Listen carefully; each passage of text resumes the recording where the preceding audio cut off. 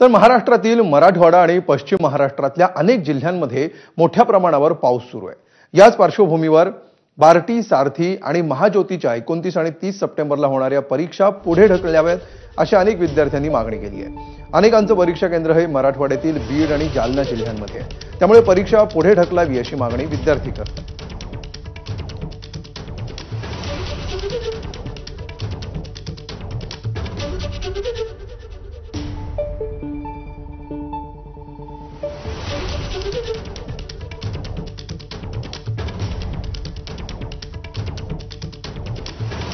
एमपीएससीची परीक्षा पुढे ढकलल्यानंतर आता बार्टी, सारथी आणि महाज्योतीची देखील परीक्षा पुढे ढकलावी अशी मागणी विद्यार्थ्यांकडून या ठिकाणी केली जाते।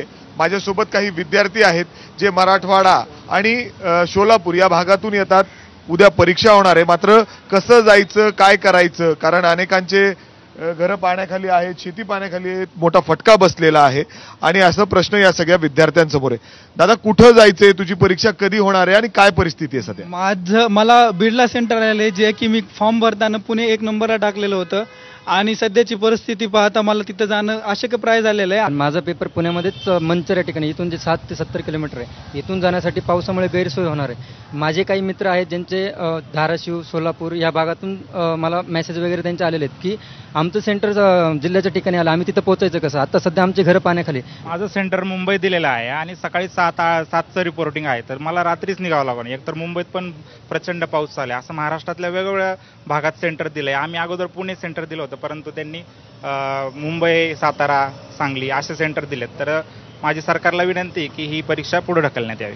विद्यार्थ्यांची मागणी आहे की बार्टी, सारथी आणि महाज्योती आणि आरती या सगळ्यांनी जी परीक्षा आहे ती पुढे ढकलावी, कारण मोठ्या प्रमाणात पुरामुळे जे फटका बसलेला आहे। मराठवाड्यात बरेच लोकांचे सेंटर्स आहेत, सोलापूरला आहेत आणि इथल्या काही मराठवाड्यातील विद्यार्थ्यांना थेट मुंबई, पुणे या ठिकाणी सेंटर त्यांचे आलेले आहेत आणि त्यांना परीक्षा तिथं देण्यास जाण्यासाठी परिस्थिती सध्या नाही। आणि त्याच आता जर परिस्थिती बघितली तर पुन्हा एकदा ऑरेंज अलर्ट आणि कुठं रेड अलर्ट देखील त्या ठिकाणी देण्यात आलेला आहे। त्यामुळे या विद्यार्थ्यांची देखील आता मागणी होतीये की त्यांची परीक्षा ही पुढे ढकलावी, यासाठी ते पाठपुरावा देखील करतायत।